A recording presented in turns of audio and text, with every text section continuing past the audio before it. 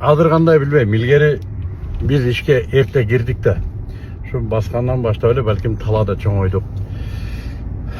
Мал айдайсың, чөп чабасың, малга от ойсуң, бактанын ичинде кичине артыңан келген баланы карайсың дегендей, ошо биздин келиндер азыр эми байбиче болуп калыштыбы. Аллах ыраазы болсун, башына бешикти койгон, малды жетелеген, желкесинде кетмен, таң саардан кетет, үйдө тиричиликти ордуна коюп, анан кечинде малды жетелеп, бир этек от чулуп келип, таң атканча тамеки тизип, мына ушинтип келиндердин жашоосу кандай өткөнүндө кызыктуу чыгып өтчү өмүр. Мына ушу таладагы иштин дээрлик жарымы шыйпаңда өтөт эле. Шыйпаң деген эмне бул? Ким билет азыр? Ушул шыйпаңда балаканасы бар болчу, шыйпаңда ашканасы бар болчу, шыйпаңда дарыканасы бар болчу.